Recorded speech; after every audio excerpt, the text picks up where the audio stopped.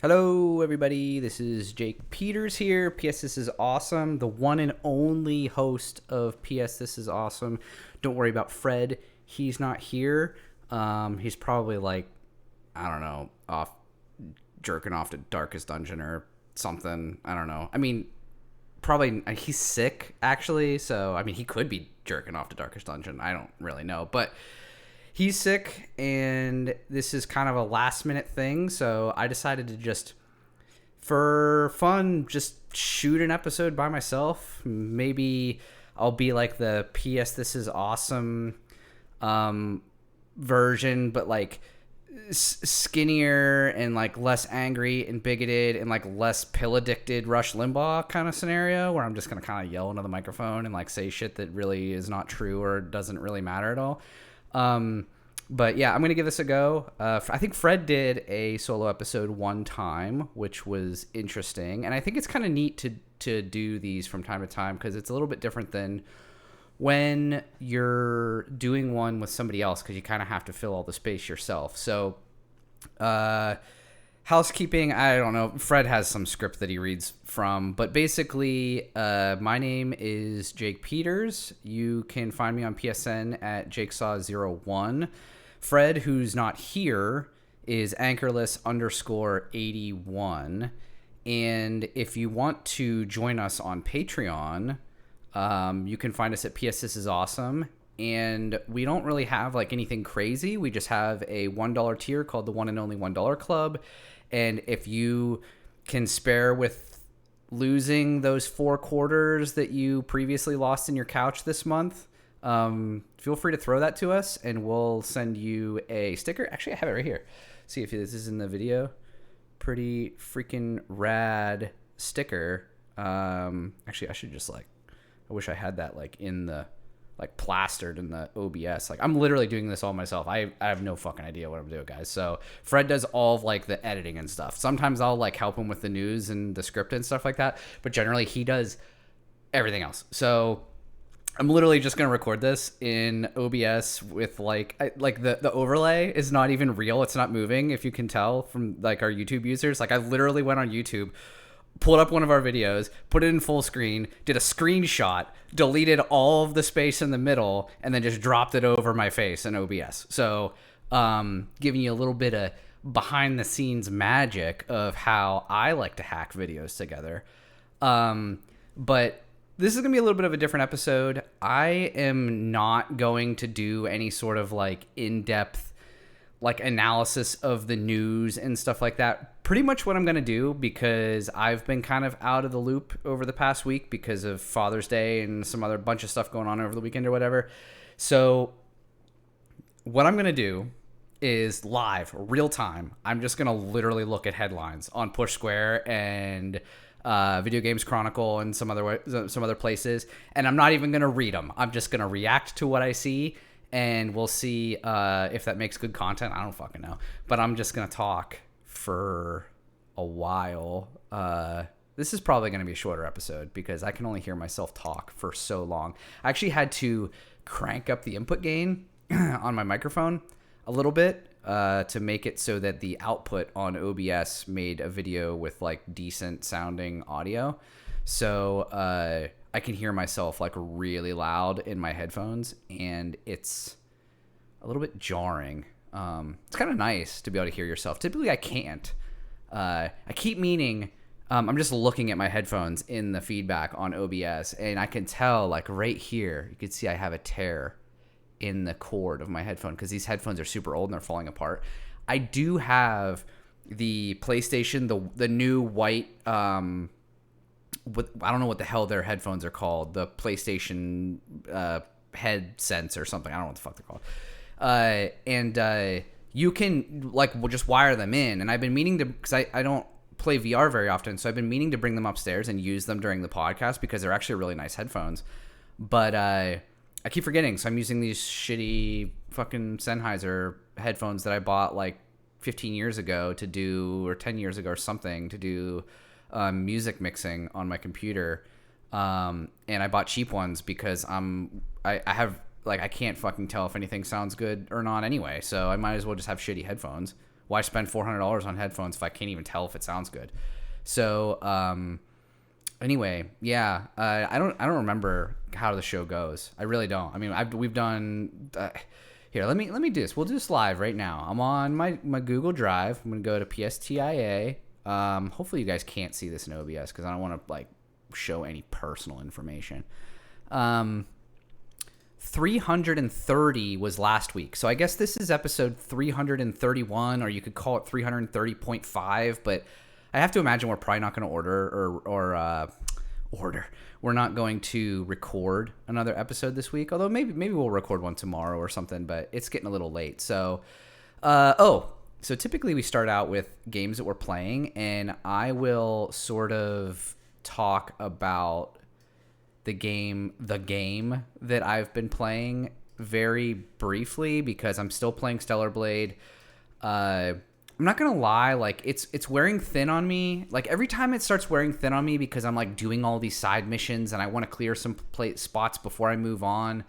I get to a new area and it's like exciting again. So I just got to a new area where I'm like fighting these fucking robots instead of these like crazy bug creatures and everything. And it's pretty cool. Like I'm super stoked. I'm getting towards the end of the game. I think I'm past the first point of no return. I think there's technically 2 of them. And for anyone who's played the game, like I'm in the, like I just got through the hypertube, like going to the Spire elevator thing. Whatever that means. I don't know. But I'm really enjoying the game. I haven't had to dial back the difficulty at all. I've been really kind of trying to learn the combat, which is cool because typically I get really frustrated. So for those of you who are worried that this game might be too hard for you, it is challenging. I'm not gonna sugarcoat that, but it's not like, for me anyway, it hasn't been like a FromSoft game where you fight a boss like 10,000 times.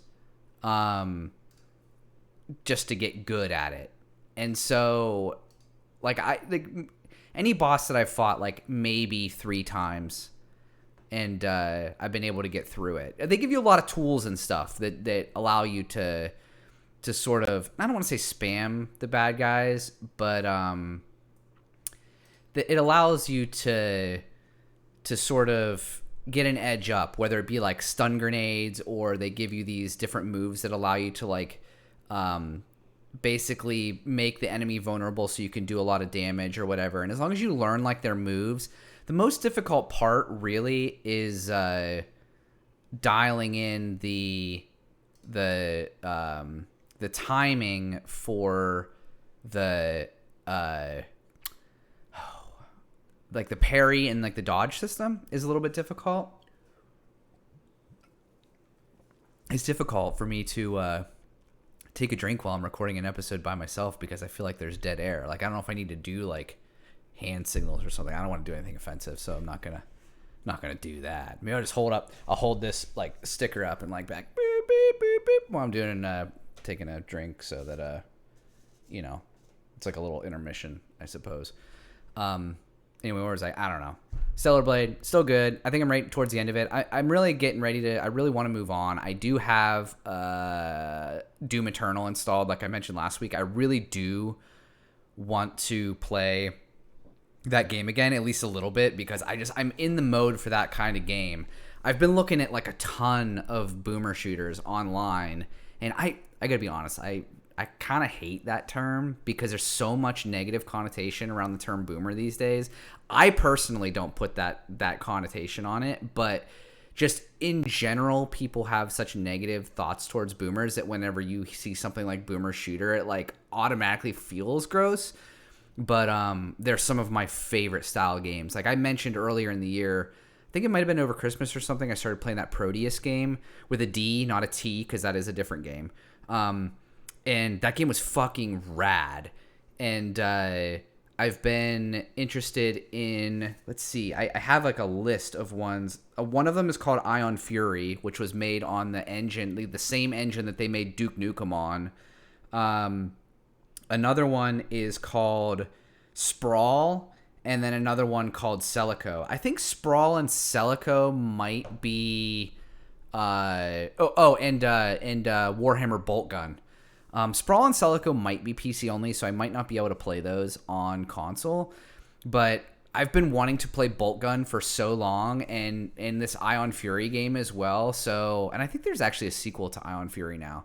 But so I might dive into one of those. I don't even know what games are coming out next, so it might be something cool for me to do. But anyway, that's sort of like branching off of the whole Doom Eternal thing, because I already have that, and that game plays very similarly to those types of games. It's so, man, if you haven't played Doom Eternal, like, it's so rad. Doom 2016, Doom Eternal.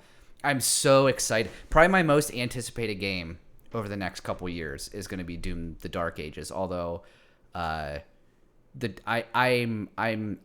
not super thrilled with the name Doom: The Dark Ages. There's something weird about using it like almost emphasizes the colon in the name, like Doom : The Dark Ages, where if it was just Doom Dark Ages, it would still sound kind of weird, but it wouldn't be as, I don't know, like stuttery. I don't know. But anyway, so yeah, I'm stoked for that. Next, like we typically talk about, so just transitioning out of games that I'm playing, we typically talk about, what do we talk about? User feedback. User feedback is not necessarily the right word. Listener feedback. And I don't know that we touched on this last week. If we did, then I don't remember, but it's not in the show notes. So I'm on our YouTube channel right now, and I see that it looks like a couple weeks ago, our boy One Black Talon, who him and I seem like we're pretty simpatico on things. He must be playing Stellar Blade, because he writes in, for Stellar Blade, please tell Jake. Excuse me, I'm like burping. Please tell Jake there is an auto loot setting in the menu. I did not know this, and I'm like 20 some hours into the game, so you better believe I'm going to check that out. Although, like, I'm sort of just like muscle memory at this point, just holding down R2 all the time when I'm running around. That should just be on automatically. It's kind of stupid that it's not. It's really, really weird. Like, why would you not want all of the loot all of the time? This is not a game where it's like Doom, or not Doom, Diablo, where there's like a million fucking weapons on the ground and you don't care about half of them. It's like everything you pick up in Stellar Blade is useful. It's like they're all resources. So, yeah, not really sure what that's about, but I'm glad that there's a setting. I will check that out, and maybe I'll come back next week to let you know whether or not One Black Talon is lying to me. Hopefully he's not, because I don't want to have bad blood with my boy. Anyway, so no comments other than that this week, at least not on YouTube. I don't know, maybe there's some other stuff. Maybe we got emails, maybe there's some other stuff out there. Fred controls all that. I apologize if you wrote in or you said something on Patreon or whatever. It's not that I don't have access to it, it's just that I don't know how to get into any of that stuff. Fred's on all that, and so he may have some comments and questions and concerns and feedbacks and things that we'll have to postpone until next week. But anyway, yeah, I guess we'll jump into the news. Yes. So, like I said, I'm just literally going to start reading headlines on Push Square, and we'll see what's going on. So, dress up as Eve in 2 new outfits with Stellar Blade PS5 update. So this is an article on Push Square. There's like an image here that there's going to be a couple new outfits. There are things that I haven't seen before. One of them looks like a sort of corseted, like kind of fancy dress jacket on the top, but the image that I'm looking at, they're not showing the bottom, so it's entirely likely that she doesn't have anything on other than some skimpy bikini or something underneath there. Because this game it's not as horny as you would think, but some of the outfits are pretty horny. And I'll be honest, and I mentioned this last week, like, as horny as the outfits are, like, I love how much style they put into all of them. It's not just like, you know, I don't know, TNA. I mean, it is a lot of that, but it's not like shallow. Like, they actually put a lot of thought into the outfits that she's wearing, even if they are quite a bit revealing. The other outfit looks like a t-shirt that's like, I don't really know what's going on. It's like torn over one boob, and then there's like some sort of net thing and like an undershirt. Like, she's not naked. It's like, so I don't know what the fuck's going on. Like a school out, I don't know. But I will tell you that if I unlock them, you know, I don't know, I'll have to touch back. It looks like you can unlock the first outfit by defeating Raven on hard in the boss challenge mode, and the later can be acquired from Roxanne's shop in Zion. So, of the two of them, I like the t-shirt one the best. I like outfits that are more like casual but still like stylish. Because some of them are like super over the top, like these ones that are like dress outfits and stuff. They seem very like they're cool. They're very stylish and cool, and like there's a lot of design, but they're almost like when you see those fashion shows and they're just wearing like ridiculous shit that no one would ever wear. Like, that's kind of what it reminds me of. But when you have an outfit that's based around what looks like a t-shirt that someone would wear to school, like, that's kind of neat. And then like stylize it with some, you know, accent stuff. Like, I think that's kind of cool. So we'll have to see about that. It looks like the update also includes some other features, like the ability to change Eve's hairstyle in the pause menu, which is interesting. I changed it once and I haven't changed it since, so I don't know if that really helps me at all. Sometimes it would be nice to change the color of her hair to match whatever outfit you're wearing. But I'm digging the look that I've got going on right now. So that's a little bit more on Stellar Blade. Next news point. Dragon Quest III HD 2D Remake is a full $60 release on PS5. Now, keep in mind, people, I'm reading these headlines from Push Square, so I'm not trying to steal anyone's like headlines or anything like that. I'm telling you all of these, I'm reading them from Push Square. So, you know, don't try to beat me up about it. This is kind of a thrown together thing here.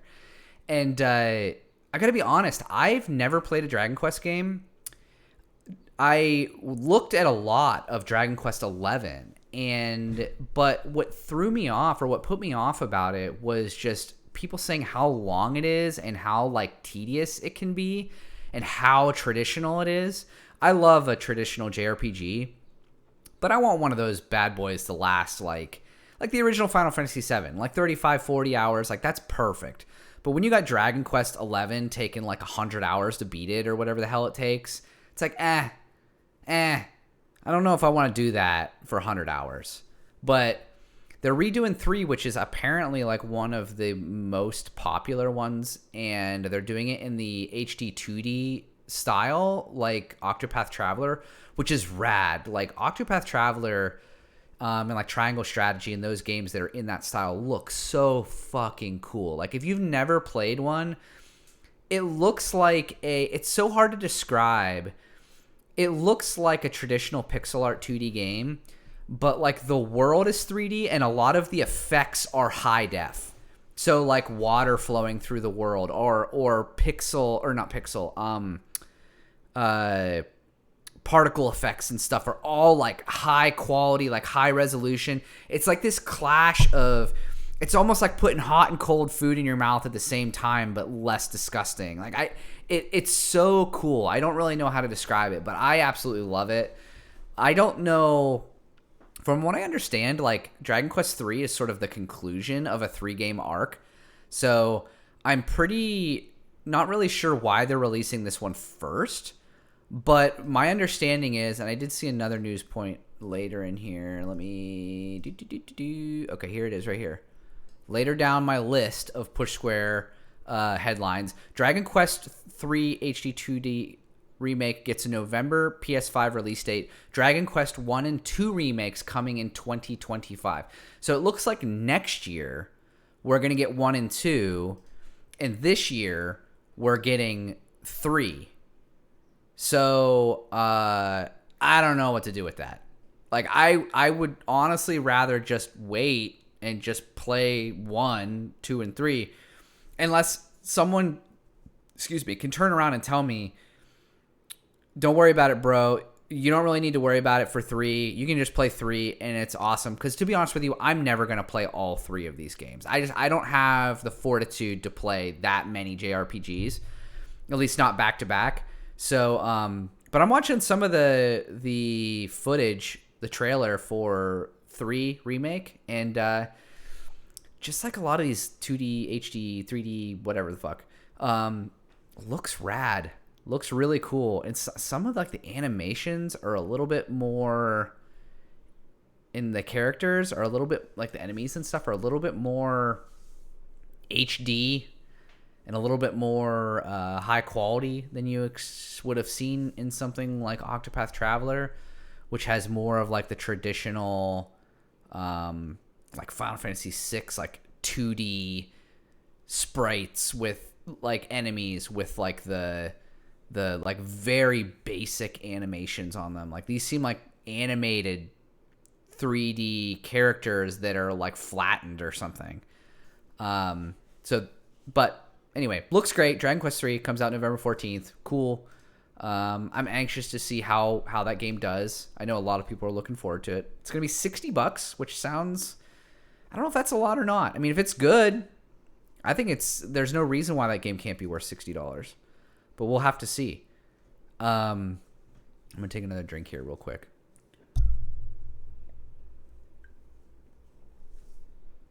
Yeah, that's so weird. I feel like I have to chug because of the dead air. I almost want to I wish there was a way I could pause the video for a second, take a drink, and then restart it. There was a Nintendo Switch. Obviously, there's a Nintendo Switch. There was a Nintendo Direct today, and I didn't watch it. I mean, I scrubbed through some of it, but they announced a bunch of stuff that's also coming to PlayStation, and one of them is a game called Fantasian, and it's like a mobile RPG that's like it's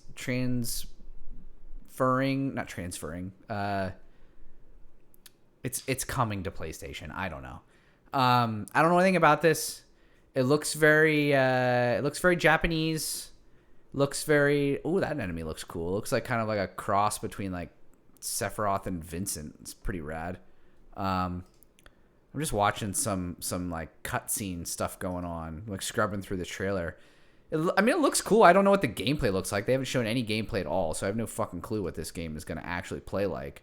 But I think this game is already out there. So if I really wanted to, I could just Google it. But yeah, so you can look forward to that. Let's see if there's a release date on it. It just says winter 2024. So Fantasian Neo Dimension is what it's called. Next, Marvel vs. Capcom Fighting Collection. A lot of people love Marvel vs. Capcom. So it's pretty rad that they are doing a collection and they're bringing it to all the consoles. So it looks like it includes X-Men, Children of the Atom, Marvel Superheroes, X-Men vs. Street Fighter, Marvel vs. Capcom Clash of Superheroes, and Marvel vs. Capcom 2. So, man, looking at this, I'm just scrubbing through this trailer. Like, these are just classic fighting games. So cool. I'm not a fighting game person, but I did play a lot of Street Fighter 2 on my Super Nintendo, like probably horribly, but I was just playing like the computer and playing my brother, so like didn't really matter. But these games I always thought these games the animations look so fucking cool, and some of the power-ups and everything that they do.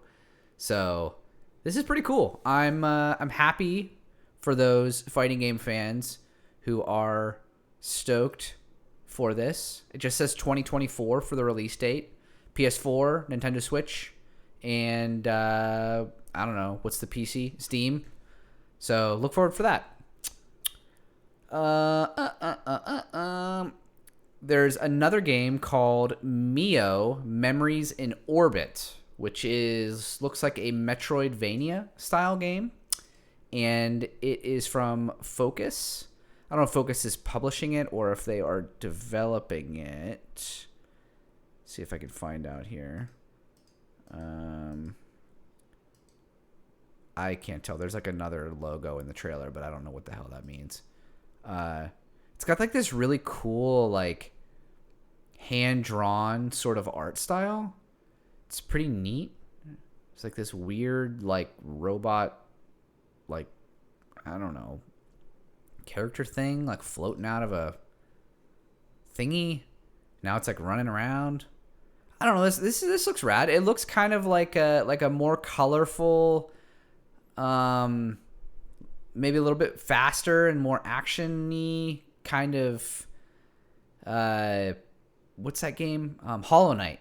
That game was like really black and white and like very like dark and dingy. This looks very colorful and open, but it looks like it plays kind of similarly, maybe with a little bit more traversal mechanics, because it looks like there's a lot of platforming elements and things like that.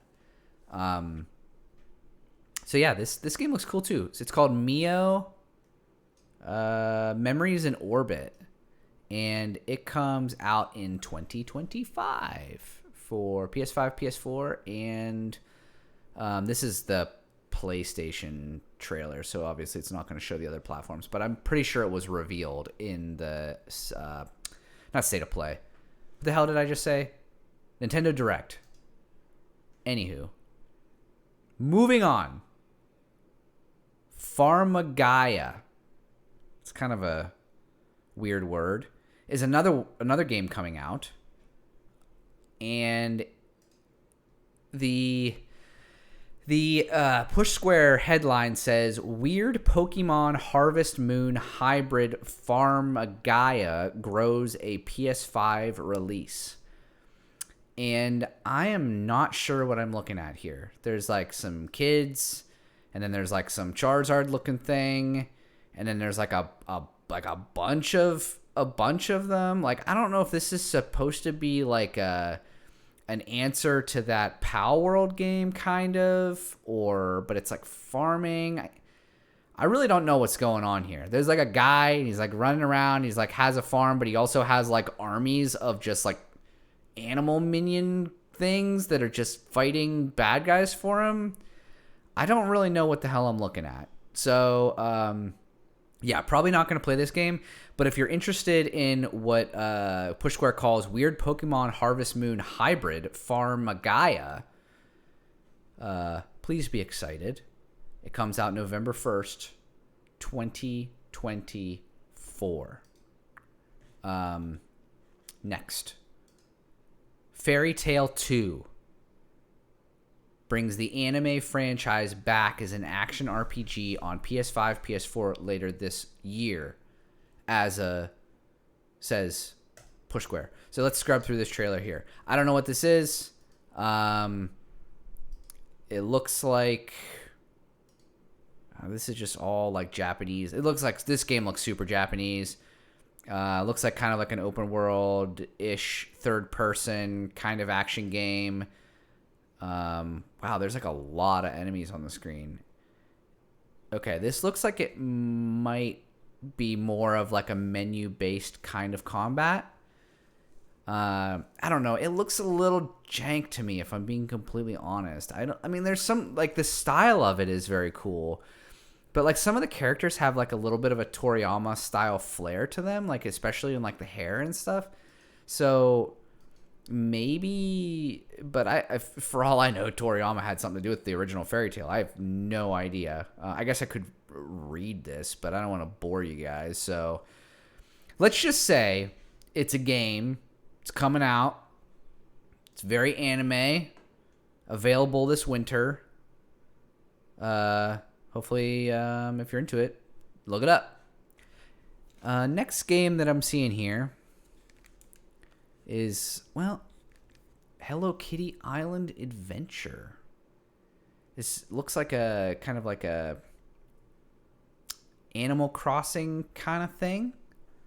And if you're into Hello Kitty, I read somewhere that Hello Kitty is not a cat. I don't understand this concept. Its name is Hello Kitty, and it looks like a fucking cat. But I think the creator is on record as saying that Hello Kitty's not a cat. I don't know. It's pretty bizarre. I'm just like looking at screenshots of this. It looks very cute.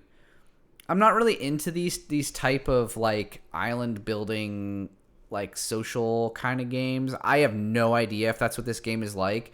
I just know that it mentioned that it's reminiscent of Animal Crossing, which I know that was a big thing during COVID. Everyone made their islands and everyone visited each other's islands and blah, blah, blah, blah, blah, because everybody was stuck in their own houses and whatever.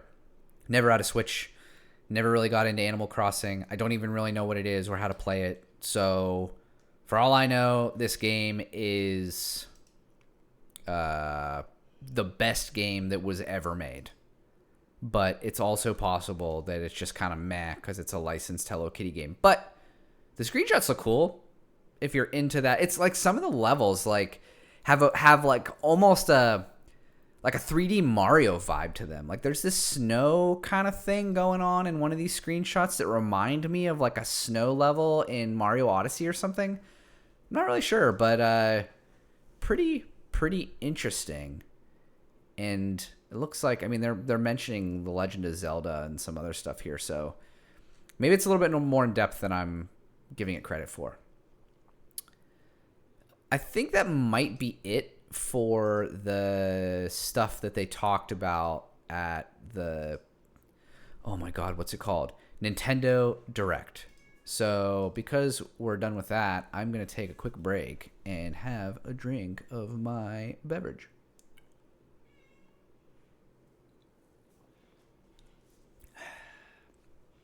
Satisfying.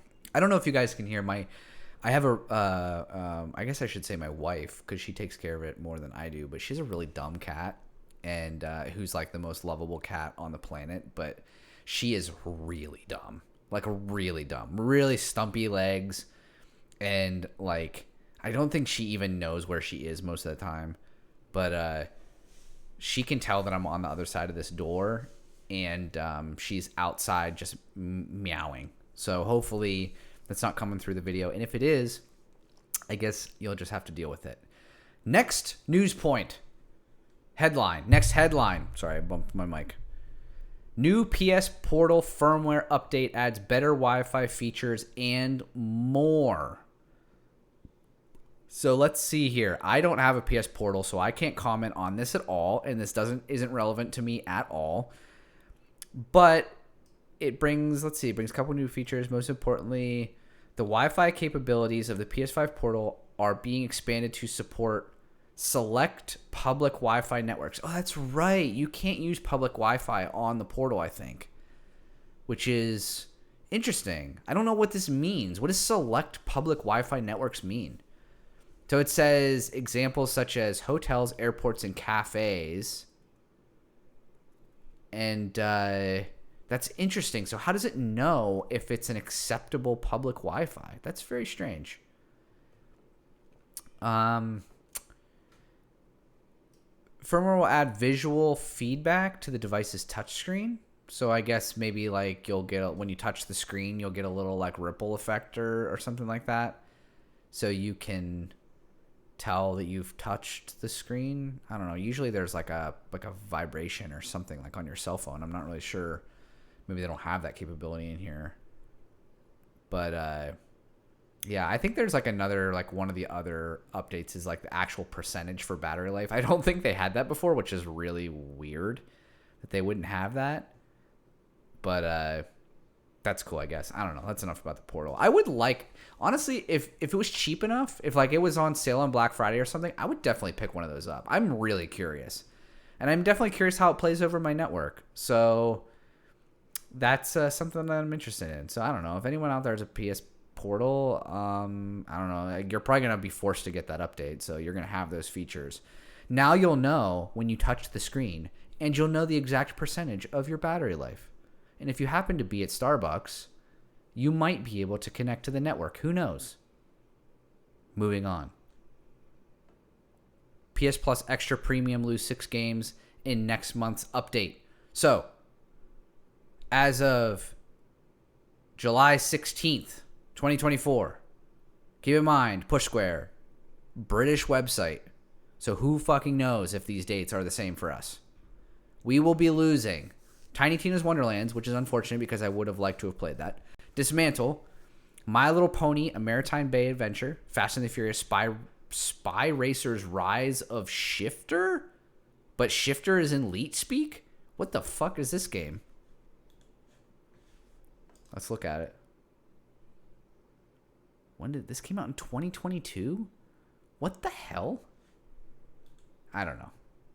Usually, like, they don't, like, licensed games don't take me by surprise because we talk about a lot of the games that come out, but I don't even remember this. I feel like I would remember if we encountered a Need for or a Fast and Furious game that had a name in Leet speak. I don't know. Anywho, Kingdom 2 Crowns, Saints Row 4 reelected. So apparently we're losing all of those games. Apologize to those of you who wanted to play them and you're listening to this after July 16th, 2024. But they're now gone from the service. Moving on. As if there was any doubt, a sequel to the Uncharted movie has been confirmed. Shocker. Based on the end of the first Uncharted movie, they almost have to do a sequel. And it's almost like this movie coming up might actually be like the first game because of the way that they ended the way that they end the first movie almost kind of leads into like maybe it's kind of going into what the first game, like Drake's Fortune is. And I got to be honest, I liked the Uncharted movie. And it wasn't anything flashy or special or anything like that.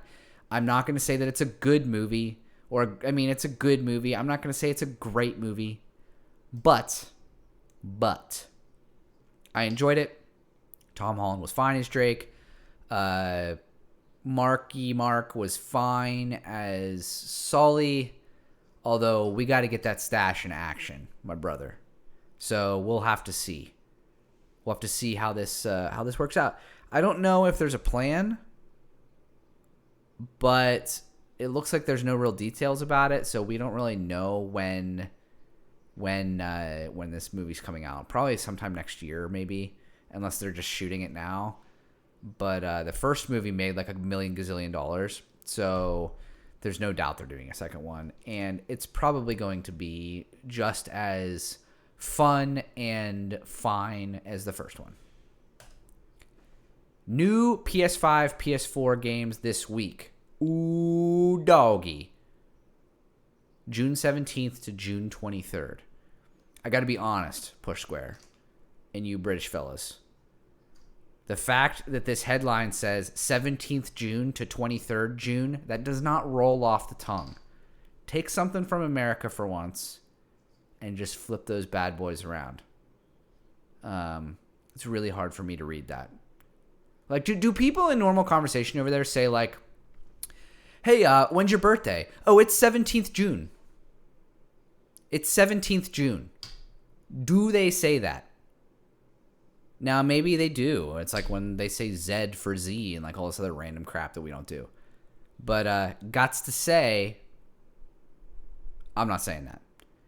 Anywho, new PS4, PS5 games this week. 17th June to 23rd June. 18th June. Hashtag Blood.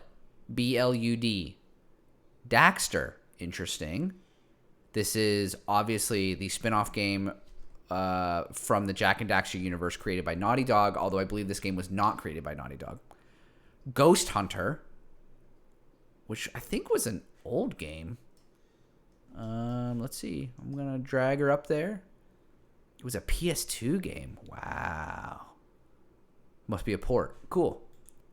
I lost my place. Okay. Lego Star Wars 2, the original. Oh, these must be, maybe these are like all ports of old games. Lego Star Wars 2, the original trilogy, and Still Wakes the Deep. So all those games are coming out 18th June, 19th June, Glyphs of Getzan, 20 June, Ever After Falls, Mishoku Tensei, Jobless Reincarnation, Quest of Memories. In case you were curious, that is one title for one game. Also, 20 June, Rusted Moss.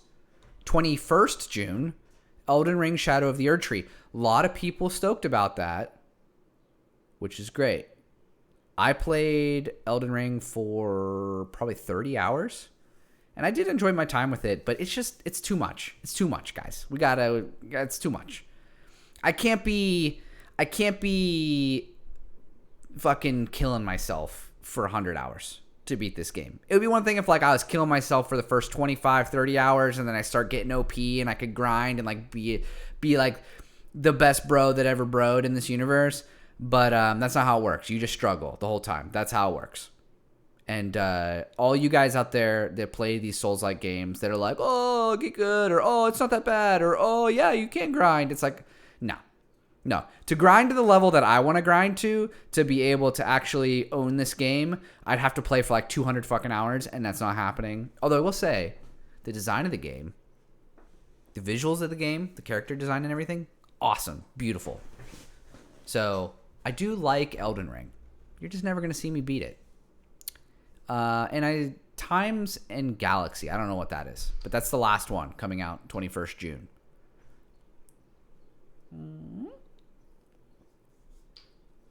Moving on. If I take a pause, you can almost certainly assume that I'm taking a drink.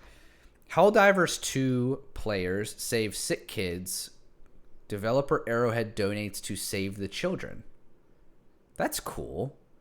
And they posted like this picture that looks like a drawing that a kid made of a Helldiver, and it says, "Thank you, Helldivers." And there is a Twitter post from Helldivers 2's Twitter account, and it says it's quoting I don't know if you call this, I don't use Twitter, so I don't know if you call this a quote tweet or if it's just like sharing the tweet of Pilested, Pilested, and it says, since Helldivers 2 community chose to save the children, Arrowhead GS does the same. We've made a donation to Save the Children. Great job, divers. Donate.savethechildren.org. And it says, thank you for your donation of $4,311 to Johan. Your generosity is helping children caught in the grips of tragic events in our world, whether caused by conflict, natural disaster, or crushing poverty. It is always children who suffer the most. And ain't that the truth? This is awesome. Like I have such a soft spot for these types of things that help kids. I am a little bit more cynical when it comes to like GoFundMe's and donations and charities and stuff when it comes to adults. But you throw like sick kids in Canada or freaking St. Jude's or, you know, Save the Children or whatever, like, dude, it's great stuff. And I love seeing little kids get help. You know, the only thing that you could do to make me feel better / worse about it would be to like get Sarah McLachlan in there with like some sick puppies or something and start singing fucking songs or whatever. But yeah, back to the original Helldivers 2 tweet though. It says, you did it, Helldivers. Your bravery is inspiring, and we followed your footsteps in making a donation to save the children. So, if you want to, like, you can go to Push Square and read the article yourself. But basically, what it says is that some Helldivers 2 players chose to save.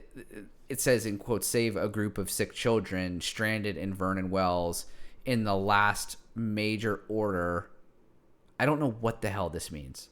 Just go read for it yourself. I don't know what any of this means. So, am I fucking... Am I being trolled here? Is it that... Will you save... Interesting. So, it's like an in-game thing. There was an in-game event. Wow, I'm learning this in real time. This is fucking rad. Dude, Helldivers 2 is awesome. Their fucking marketing campaign for this is so cool. It looks like, and preface this with, I'm not reading anything. I'm just speculating based on tidbits that I'm reading, is that they had a public event where the players in the game saved like people in one of these, like on one of these planets within Helldivers. And based on how many kids were saved or like whatever happened in that thing, the Helldivers 2 company, God, why am I blanking on them now? Arrowhead donated real money to real Save the Children. That's fucking awesome. I would love for this to happen more. So cool. So cool. Save the kids, everyone. I don't know if they're still doing this, but yeah, so apparently Helldivers 2 forces players to choose save sick kids or anti-tank mines. And apparently enough people saved sick kids that Arrowhead decided to donate money to actual sick or children that needed saving. So that's rad. I'm sorry, I'm fucking rambling, but I'm going through this as I share it with you. Moving on. Tango Gameworks employees treated to pizza party as studio officially closes its doors. This is awful. No, I mean, awesome. They got fucking pizza. That's great. Now, you all have no job. Here's a slice of pizza. That's fucking rad. Arguably one of ZeniMax's most interesting studios is just cast out because of some freaking BS. How much money could it really cost Microsoft to keep this studio open? Probably not that much, but they had to go fucking buy Activision, spend $68 billion, whatever the fuck it was. And because they did that, now they've got to keep track of their money. And because they got to keep track of their money, they got to cut heads somewhere. And within Bethesda, who's it going to be? The low man on the totem pole, for whatever fucking reason, I don't understand, is Tango, even though they've never once made a bad game. So that sucks. And I gotta say, I'm really sad about them all losing their jobs and this studio closing. And it's really shitty that this is like a news point. I don't know. But yeah, I mean, at least they got some pizza. There's like some Twitter posts about it, and you know, that's cool. Like, it's cool that they got pizza and they're trying to stiff upper lip their way out of the company and all that. But I gotta be honest, man. I mean, Evil Within 1 was awesome. Evil Within 2 was pretty good. Ghostwire Tokyo was fucking rad. What was the other game they made? Oh, Hi-Fi Rush was fucking awesome. And yeah, let's just close that studio. Meanwhile, you have other studios within Microsoft's family that haven't done fucking shit. So that's cool. Anyway, moving on from that somber note. Astrobot has over 150 PlayStation character cameos. That's a lot. But it's also awesome. I love, and in Push Square they have a screenshot of the Kratos version of Astrobot, which is so fucking cute. I cannot wait for this game. And I gotta be honest, I probably will not recognize a lot of these character cameos. I'm sure I'll recognize a lot of them, but like 150 is a lot. I mean, I've played a lot of the PlayStation first party games. But when you get back into like the PS1 generation, we had an N64, so I didn't play a lot of them. And there's probably a lot that I might be missing. But if they all look as adorable as this Kratos Astrobot, I'm gonna be probably pretty smitten with this game. And the fact that it's longer is cool too. It's not gonna be like a 4-hour, 5-hour jaunt like the Astro's Playroom is. This is gonna be like a 20-hour experience, which is perfect for this type of game. And I am so excited. It comes out in like September or some shit. I figured it would say in the article, but it doesn't. Let's Google it real quick. Astrobot release date. September 6th, 2024. So fucking hyped. Can't wait. Even if there is not a VR component, which was going to upset Fred. But too bad for him. He's not here. Soon, all of the main Jak and Daxter games will be playable on PS5, PS4. I don't have much to say about this. I didn't play any of these games, but I do know that Naughty Dog makes good games, so this might be a good opportunity for me to jump back in and actually try these games out and see what they're all about, because they had... So let's see. Let's just read a little bit of this article here from Push Square. It says, quote, platforming fans can rest assured knowing that from 18th June... you'll be able to play every single mainline Jak and Daxter game on PS5 and PS4. The release of PSP platformer Daxter, arguably one of the best entries in the series, will round out the selection with Jak and Daxter: The Precursor Legacy, Jak 2, Jak 3, and Jak X Combat Racing already available. Jak and Daxter: The Lost Frontier, the PSP and PS2 epilogue launched earlier this year. I didn't know all these games were already out. So, end quote. I didn't know all these games were already out. So, I guess I could have played them all along. And to be honest with you, on PS3, I probably had the Jak and Daxter collection on PS3, and I just never played any of them. Crying shame.